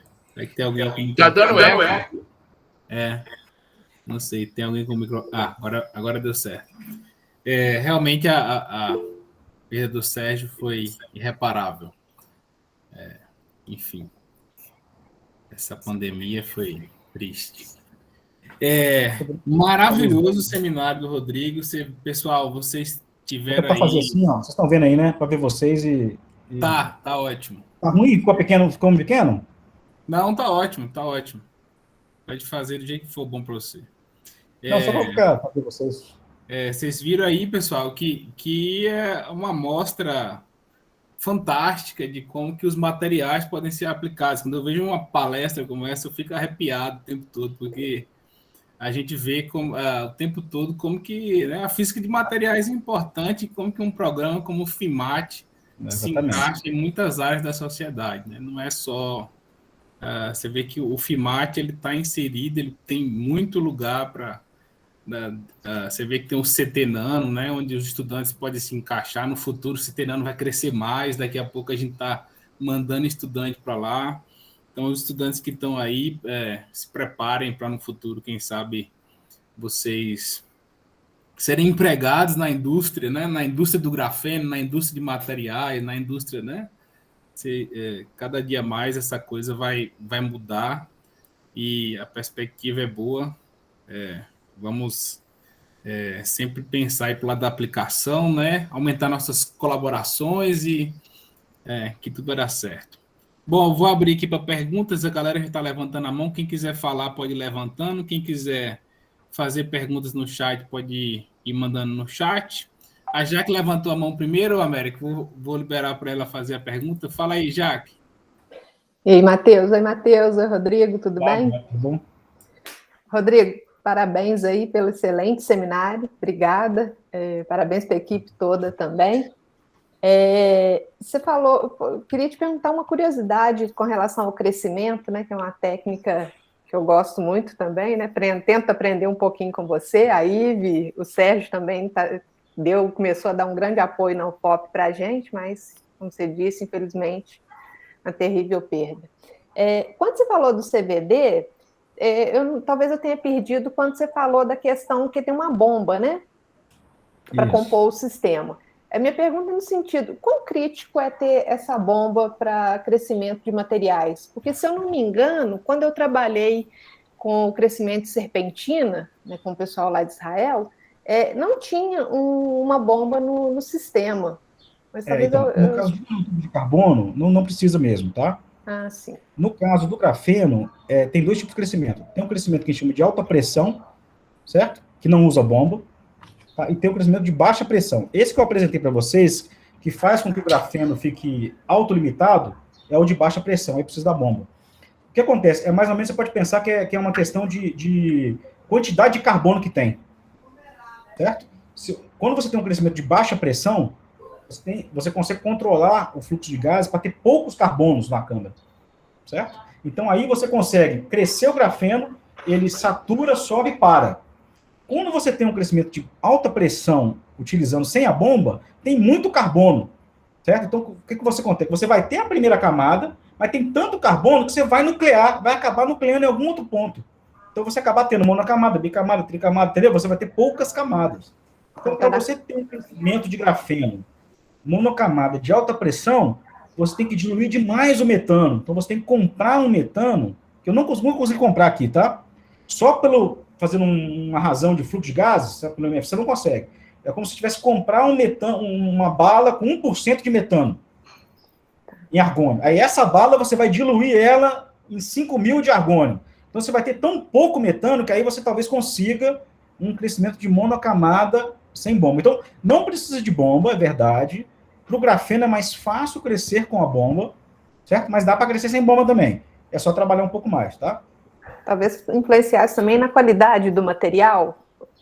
Agora eu estou pensando que, no geral, se a gente não pensar só em grafeno e nanotubo, outro material que a gente queira crescer, será que influenciaria? Eu acho que não. Eu acho que a qualidade é mais em função da temperatura, certo? Como a temperatura é alta, a salinidade eu acho que vai estar legal. Eu acho que a bomba é mais crítico para o grafeno, certo?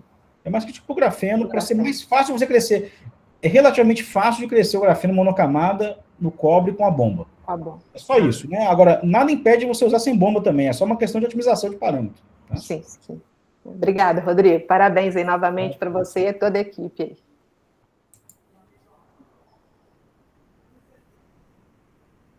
Américo, jogador Américo. Então, bom, Rodrigo, mais uma vez, parabéns, né? Enquanto você estava falando, eu vi assim, na verdade, eu fui anotando uns pontos aqui. Naquela parte lá da classificação da gasolina, eu tinha até no começo anotado a questão de trabalho com redes neurais, mas vi que vocês avançaram nisso, né? Nós trabalhamos há um tempo atrás, durante outros projetos, inclusive com um professor da economia que foi, na verdade, ele fez doutorado aí no departamento de física, que era exatamente sobre classificação de padrões. Né? Mas na questão da gasolina, eu fiquei assim, interessado em saber qual é o contato, por exemplo, que você falou que vocês têm com a Petrobras, mas com a ANP e o Inmetro. Nenhum. Não? E aí, então, a pergunta simples é, tem interesse em ter contato com o Inmetro? Tem? Tem interesse. Tem interesse. Então, eu vou ver é justamente essa questão da validação, né? O que a gente fez? Tem que transformar num regulamento, né? Alguém tem que validar. A nossa ideia original é usar... A gente tem um laboratório de análise de combustível na UFMG, certo? Sim. Que fazia muito, acho que era até recredenciado, eu acho, né? Em algum momento, né, nós estamos quase chegando nessa fase, porque agora, nos últimos tempos, a gente desenvolveu muito protótipo, certo? Uhum. Né? Quando esse protótipo tivesse mais amadurecido, a gente precisa validar e ter a contravalidação, né? Ou seja, alguém tem, né, que certificar, né, certo? Que o que nós estamos medindo está correto, né? Então, a gente não tem contrato do Inmetro, né? Se você tiver algum contato, seria ótimo para a gente. Não, eu na verdade, sou presidente da Sociedade Brasileira de Metrologia, né? Ah, ótimo, ótimo. Então, assim, eu tenho todos os contatos no Inmetro, a gente pode, eu posso ver isso, inclusive a gente está organizando até o Congresso de Metrologia vai ser daqui a 3 semanas, então não daria muito mais tempo da gente colocar, mas é um negócio que interessa muito. E a questão de gasolina, bom, não vou falar do preço da gasolina, porque eu acho que todo mundo está ciente disso aí, não é? Mas a questão de adulteração de gasolina e, vamos chamar assim, irregularidades em bombas de combustível é um negócio assim, incrível. Impressionante. Isso movimenta uma quantidade monstruosa de dinheiro. Monstruoso. Até um negócio bastante esquisito, que era o pessoal que pegava e enchia o caminhão-tanque na distribuidora cedinho da manhã, quando estava frio, parava num lugar com sol para o líquido dilatar e você tinha maior volume, aumentava o volume por dilatação térmica. Até isso já foi visto, essas coisas absurdas. Então, eu vou ver, assim, só adiantando, se interessa, eu vou falar com o pessoal do Inmetro e depois talvez fazer esse contato, em princípio. Apesar que vocês têm, né? O Ado, por exemplo, sempre foi uma pessoa com muita inserção na parte lá do materiais do Inmetro, né? A gente não cheguei a pensar no Inmetro ainda, não. Eu estava mais pensando, primeiramente, ter fazer uma parceria com um laboratório credenciado, né, de análise de combustível, para ter pelo menos uma contravalidação do nosso... Não, eu já pensei no Inmetro, porque isso teria que virar, se for virar fiscalização, isso tem que virar um regulamento metrológico. Mas se tiver um contato com o Inmetro, de forma que a gente consiga ter um selo, né, ou seja, a gente conseguir ter uma parceria de forma que o Inmetro fala assim, não, esse produto aqui, ele consegue realmente identificar, né? Seria ótimo, né? Eu acho que esse é um mercado enorme. Infelizmente, a parceria com a Petrobras não deu certo, tá? A Petrobras é muito grande, umas coisas vão para frente. Porque a Petrobras é distribuidora, né? Não é a parte interessada em fiscalização, tem que ser o órgão do Estado interessado, a ANP ou Inmetro, que são as de geral. A Petrobras ela é interessada porque ela gasta milhões, só porque é o seguinte, está na refinaria, tem que tirar um tonel. Entrou no caminhão, tem que tirar um tonel. Chega no posto de um tonel. Só de armazenamento de tonel de gasolina para, no futuro, tentar ver onde é que foi adulterado, a Petrobras gasta 4 milhões de reais por dia. Então, assim, deles conseguir monitorar, entendeu? Ver onde é que está o adulteramento. Só que a coisa não andou, tá certo? Então, assim, é uma área muito... realmente, assim, é a adulteração, né, gente? A adulteração de combustível de avião, né? A gente soube, né? Teve agora um caso recente, né, de um avião que teve um problema lá de pousar, ou de levantar voo, não lembro agora, né? Ou seja, então, assim, é uma área realmente que a gente acha que tem muito potencial. De novo, né? O que falta?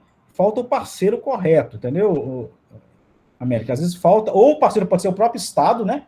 Ou algum fiscalizador, certo? Isso é verdade. Né? Ou alguma empresa que tem interesse, né, em monitorar o teu controle de qualidade do seu combustível, né? Não, eu estou pensando mais a parte do Estado, porque é o órgão fiscalizador. E se instituir isso como um regulamento, vamos chamar assim, um procedimento metrológico de fiscalização, né? Você vai ter toda a parte de elaboração de material de referência, tem toda uma gama enorme de coisas que têm que ser feitas, inclusive para que esses laboratórios credenciados possam, de fato, exercer essa atividade. Porque uma coisa é você ter um laboratório que se interessa, mas a questão, se não tiver certificada, tudo bem, ele faz a verificação, mas, vamos dizer assim, ele não tem uma coisa que é uma base regulamentória, sei lá o quê, de regulamento, né? Que sirva até bom. Mas eu vou ver com o pessoal. Eu queria levantar outro tema, antes que o Matheus me dê um pito, que é o seguinte, agora tem uma questão que lá no comecinho, quando você mostrou uma botina lá, que tem, eu acho que era aquecimento, com nanotubo, um trem assim, né? Nós estamos desenvolvendo um projeto na Redmate que é sobre aproveitamento de material, principalmente plástico, da indústria eletroeletrônica para produzir produtos. A gente fez um estudo no FIMAT que foi sobre bloco para estacionamento, com a parte desse material, mas o Rodrigo Bianchi, seu xará, há um tempo atrás, tinha dado a ideia de a gente fazer piso para pessoas cegas. Um piso magnético em que você poderia ter algum tipo de interação entre, seja por uma bengala, e aí quando você mostrou essa botina, eu fiquei pensando se isso não poderia ser feito em alguma medida. O Luiz, até eu falei com o Luiz para entrar aqui, ele entrou, mas estava na rua, entrou e saiu, mas depois eu queria saber se vocês têm interesse, porque a gente está desenvolvendo produtos junto com o pessoal da indústria de reciclagem, então a indústria de reciclagem está interessada, o Luiz está desenvolvendo na Redmate e eu acho que talvez poderia sair do trabalho de vocês aí alguma coisa nessa direção. Não, excelente. Vamos conversar. A gente está sempre aberto. É interessantíssimo isso aí. Bem legal. É um negócio que tem muita utilidade e barateia demais essa questão, porque a colocação de piso, não é? Esse piso que é com sensibilidade, na verdade, a sensibilidade é tátil por conta, não é, daquelas... não é bem ranhura, né? E aí, se você poderia ter um piso com sinalização magnética, primeiro que é mais fácil de colocar, né, seria talvez mais barato, e segundo, que ele poderia ter outro tipo de informação que simplesmente o direcionamento ou a parada para a pessoa que é cega. Né? Interessante demais, viu, Américo? Vamos conversar. Então eu vou marcar depois com o Luiz para a gente dar uma conversada. Entra em contato contigo, tá? Beleza. Bom, no mais, né, é uma tormenta, né? É uma tormenta de ideia a gente vendo essa palestra. Eu acho que a gente está cheio de ideia para fazer coisa. Nossa, esse Rodrigo é a turma. Não, maravilha. Não, e essa colaboração com a UFOP é ótima, né? Desse bando de gente da UFOP, né? Eu acho que tem que aumentar, a gente tem que aumentar. A galera tá tímida aí para fazer. Não, eu quero entrar no. Eu falei, essa hora que eu vi aquele clube ali, eu falei assim, eu também quero fazer parte desse clube. Venha, bora, Américo. Bora aumentar esse trem aí. Agora, a gente podia fazer a visita, Matheus. Você falou aí, eu falei esse negócio, a gente pede, se for o caso, se tiver muita gente de Ouro Preto, se for pouca gente, ele pode no carro da gente. Se for menos gente, como diria um amigo meu, né, a gente vai nos carros. Se for mais gente, a gente pede aquele micro-ônibus, né? E vamos ver, uai. Acho que é legal demais. Muito tempo, Deixa, quando essa pandemia baixar de vez, a gente... Faz um formulário. Tem 30, tinha 34, agora tem 30. Eu não sei, deu muita gente, deu 36. O Rodrigo tá famoso aí, hein? O Rodrigo é pop. Bom, a galera tá tímida para fazer pergunta. É uma pergunta, assim, mais geral pro Rodrigo. Porque, assim, a gente vê essa coisa magnífica que ele apresentou, né? Mas a gente que tava lá na UFMG viu lá do iniciozinho que o Rodrigo tava até agora, né? E a gente sabe o quanto que é difícil chegar nesse ponto que está agora, que é o CT Nano. Eu queria que o Rodrigo falasse um pouco sobre essas dificuldades que ele conseguiu, até conseguir a UFMG conseguir recursos para montar o CT Nano, né? Quais foram as condições que a UFMG conseguiu para conseguir um CT Nano, MG grafeno, né? Depois começou a surgir muitas coisas, mas o CT Nano veio e aí começou a aparecer muito mais coisas, mas eu lembro que as coisas ainda eram miudinhas nos laboratórios caseiros na UFMG, né? E daqui a pouco começou a crescer muito e hoje você vê, a escala está aí, tonelada e tal. Eu queria que você contasse para os estudantes perceberem como que a coisa pode crescer. Né? Bom, a primeira coisa que é o fundamental é financiamento constante, né? Porque as coisas levam tempo, né? A gente não teria como fazer hoje, certo? 10 anos atrás e fazer o que era hoje. Porque não tinha nem maturidade para isso. Ou seja, dinheiro, não só dinheiro é suficiente, né? A maturidade também é suficiente. Então, ou seja, tem dois fatores que andam juntos, né? Tem uma escala temporal de amadurecimento e financiamento constante, né? Não adianta nada também você não estar na maturidade e você encher de dinheiro, certo? Aí vira um elefante branco, né? Você não consegue. Ou então você importa, né? Ou sei lá, você pega um... né? Então, acho que desde a época de 2000, eu acho que o Instituto Milênio e o INCT, certo? Esses financiamentos constantes, né, dessas redes de pesquisa, né, eu acho que foi o catalisador desse amadurecimento, né? Porque foram anos, né, de pesquisa constante, formação de aluno, não é isso? Melhora de infraestrutura, até a gente chegar num ponto, né, onde aí teve uma decisão, assim, olha, gente, está na hora da gente escalar, né? Ou nós produzimos usando materiais, não é isso? Ou nós vamos importar. Então foi uma decisão, aí já entra uma decisão um pouco política, digamos assim, né? Ou seja, vamos investir, né, em fazer uma produção em larga escala? E essa decisão foi feita de forma correta, né? Ou seja, o Cetenano nasceu justamente de um projeto que foi BNDES, Petrobras e Intercemit, não é isso? Para justamente escalar o material e fazer produto, né? Tentar desenvolvimento de produto para a área cimentícia e da área da Petrobras. E aí as coisas começaram a andar, né? Para chegar até hoje, onde foi no CT. Então, assim, é lento o processo, certo? E financiamento constante. Então, agora nós estamos sofrendo, né? Agora nós estamos numa fase de baixo financiamento. Então, isso vai atrasar, né? Porque os equipamentos quebram, né? A gente não forma aluno, ou seja, o impacto da situação atual hoje pode ser que isso, né, atrapalhe bastante. Nós tivemos projetos cortados, né? Nós tivemos projetos assinados e cancelados, depois de assinados, tá certo? Então, ou seja, hoje nós estamos numa situação um pouco mais frágil, certo? Mas foi esse financiamento constante, né? E a visão também, né? Eu lembro muitas vezes que eu fiz um projeto com a CEMIG, logo que eu fui contratado, né? Eu acho que a gente também precisa, o professor, sair um pouco da zona de conforto. Isso agora tem a parte do aluno e tem a parte do professor, certo? Então, eu, por exemplo, logo que eu fui contratado, eu fiz um projeto com a CEMIG de célula combustível, e eu tinha um know-how do nanotube de carbono, mas eu não tinha um know-how na célula combustível. Mas eu fui lá e dei minha cara a tapa e fui lá e fiz o projeto. Isso deu um upgrade. Então, às vezes, você sair da zona de conforto, submeter projetos, né, em áreas que não são tão a sua área, é uma coisa que é um risco que ele acontece, mas é importante para ter o catalisador, né? Aí você começa o primeiro projeto, você recebe o financiamento, né? Você compra o equipamento, você faz a pesquisa, a coisa vai crescendo, né? Então, acho que é mais ou menos isso, né? E o final da história, que é interessante, né? Que hoje eu tenho vários alunos, né? Que não querem fazer carreira acadêmica, certo? Tá só na área da pesquisa. Eles querem, o objetivo deles não é fazer carreira, não é ser professor.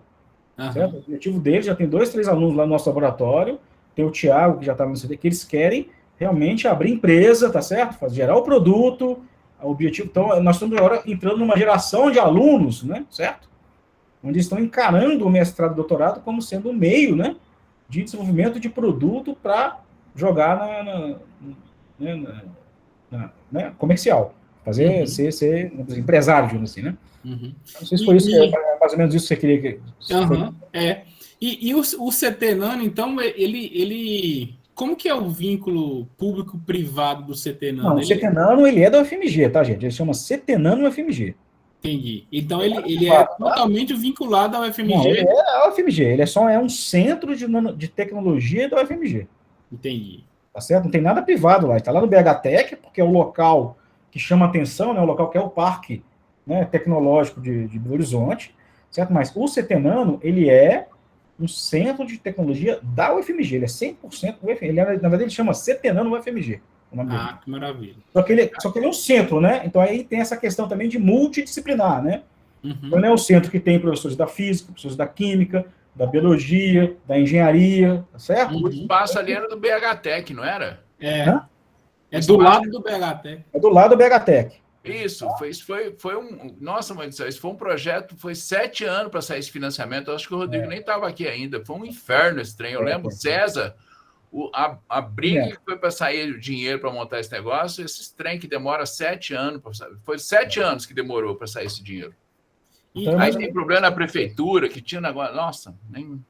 Então ele é da UFMG, tá certo? Só que a gente está querendo coisa, tá certo? Ou seja... A gente já está num estado de maturidade maior, né? Então chega uma empresa, a gente consegue conversar e, de repente, responder mais rápido. Entendi. Tá certo? Então, entra mais verba da empresa, né? Entra verba da empresa. Uma vez que você teve essa resposta, vai ter uma startup que saiu do próprio centro para transferir a tecnologia e vender para essa empresa. Ou a estrutura da outra empresa, tá certo? Então, a estrutura do BHTEC facilita essa interação? Facilita. Pois eu acho que tem uma janela, né, gente? Então tem empresas que vão no BHTEC, não é isso? E tem muitas empresas que vão diretamente para a gente, tem muitas empresas que vão lá na CTIT. Então são 3 janelas, não é isso? De empresas, né, que vão lá e toda semana a gente tem 2, 3 reuniões com várias empresas, muitas não dão nada. Sabe quantas empresas nós conversamos nos últimos 3 ou 4 anos? Mais de 100 empresas. Nossa. Nós temos uma taxa de contrato de acho que de 10%, tá? Então bom demais da conta. Conversamos com 100 empresas e chegamos em 10%, conseguimos ter o contrato, tá certo? Ou seja, firmar a parceria lá no CT. Vocês estão dentro da Embrapi também, né? Ou não? Não, Embrapi não. Embrapi não.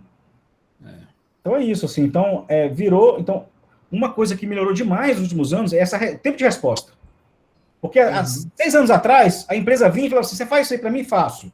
Ah, você vai escalar? Ah, não tem como. Isso é só daqui a 5 anos. Entendi. Se você conversar com uma empresa e falar que vai entregar o produto mais do que em 1 ano, você já matou o contrato.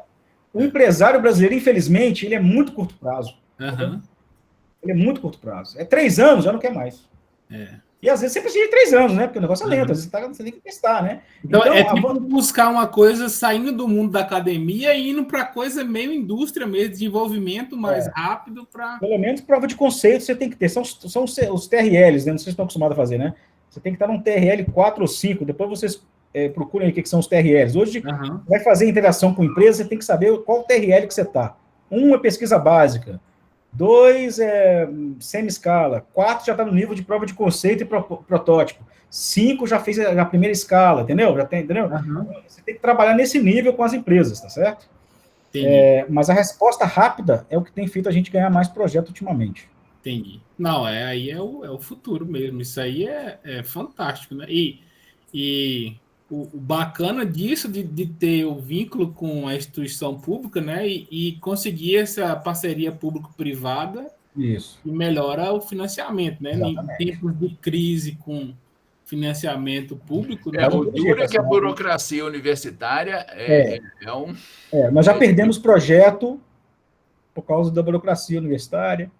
Aí tem prós e contras de todos os lados, né, gente? Né? Tem prós e contras de todos os lados, mas é mais ou menos por aí mesmo.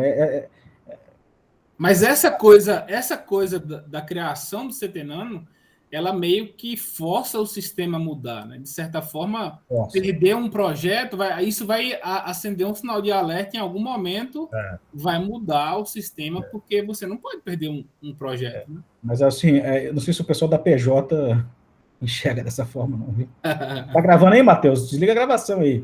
Tá gravando. Olha, melhorou muito com o marco de tecnologia, né? Mas não melhorou, não tem dúvida que melhorou. Mas ainda agora, por exemplo, com essa pandemia, com a parte de assinatura eletrônica, já foi um avanço, viu, galera? Não, agora, eu vou te contar uma coisa, né? Eu acho que a gente é sufocado pelos órgãos de controle. Pode deixar isso gravado, não tem problema nenhum.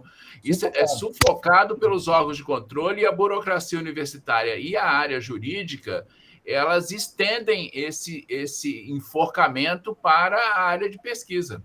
Eles não entendem, às vezes, né? O procurador que está lá, não sei se eu posso falar essas coisas, gente, tá gravando, né? Mas, tipo assim, ele não entende pesquisa, ele não sabe, entendeu? Ele não entende pesquisa, entendeu? Então ele vê o negócio lá. Nós já perdemos projeto por causa disso, cara. Um ano e meio. Mas um ano e meio entre a PJ da UFMG e a PJ, entendeu? O cara não queria aceitar, entendeu? Porque não sei o quê, entendeu? Então, assim, é complexo. O negócio é complexo, entendeu? Não está otimizado. A burocracia é grande demais, né? Aí mas eu acho que a tendência lá, entendeu? Né? Essa coisa. Às vezes muda o procurador, é um procurador mais, entendeu?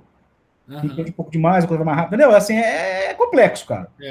Você tem empresa que quer o resultado em 6 meses e a burocracia universitária demora 8 meses para dizer que você pode fazer. Aí morreu. Nós temos várias empresas assim, desistir da universidade porque demora demais. Entendeu? Então, um outro caminho que a gente está fazendo muito é os meninos, né, os alunos, abrirem uma startup, certo? Transferir o know-how, e a startup conversa com a empresa, é mais rápido, né? Aí depois vem a startup e consegue alugar, porque agora com a lei de inovação você pode alugar a infraestrutura da FMG, entendeu? Então, a startup conversa... Esse é um outro modelo novo que está começando a aparecer. A startup conversa com a empresa, e a startup vem e aluga, tá certo? A infraestrutura para desenvolver aquele produto. Então, isso é um novo modelo que está acontecendo agora, tá? Mas é isso aí, gente. É isso aí. Não é fácil, não. Pois. Estava em reunião, só consegui aparecer agora. Eu já perdi A Simone entrou na hora da discussão. Entrei na hora do dinheiro, pelo jeito. Mas tá bom. Depois eu vejo a gravação. Foi bom? Simone. Américo. Joia. Pessoal, alguém tem mais alguma pergunta? O Américo soltou várias polêmicas, o Rafael falou aqui, a Mariana reclamou do auxílio pesquisador, que é bastante A Mariana ainda tem 4 mil, ela não consegue gastar, Mariana. Eu estou precisando comprar um saco de arroz, 2 quilos de filé. Você precisa de 3 orçamentos para o seu saco de arroz e empresas que tenham certidão negativa em todas as instâncias do governo. e que façam um faturamento mínimo que seja do preço do seu saco de arroz. Você arranja um trem de R$300 para contar, mas a empresa só te vende se for 500. Então, assim, boa sorte com o seu saco de arroz. Nem fala. E piorou bastante. Então, beleza, Rodrigo. Agradecer mais uma vez pela aula aí, por tudo que você apresentou e pela discussão. Foi muito bom. Acho que a gente pode estabelecer várias outras parcerias. O Américo já está de olho aí. Bora infiltrar, Américo. Tem espaço para nós. Muito obrigado. E a minha residência em Belo Horizonte é do lado de Setenano. Eu posso ir até a pé, que me faz um pouco de exercício. Isso aí. Maravilha. Não, Rodrigo, eu vou te procurar por conta dessa história do Inmetro, está anotado aqui. E essa história do piso. Depois eu vou marcar com o Luiz para a gente dar uma sentada e conversar um tiquinho. Tá ótimo, gente. Talvez o Luiz até possa desenvolver alguma coisa junto, né? Com certeza. Com vocês. E junto com o pessoal, né? Pegar o pessoal nosso aqui, talvez, que já está colaborando, né? Envolver melhor, né? Tá ótimo. Vai ser um prazer, viu? E qualquer coisa, estamos à disposição aí, gente. Maravilha. Obrigado, Rodrigo. Vou interromper a gravação aqui. Aí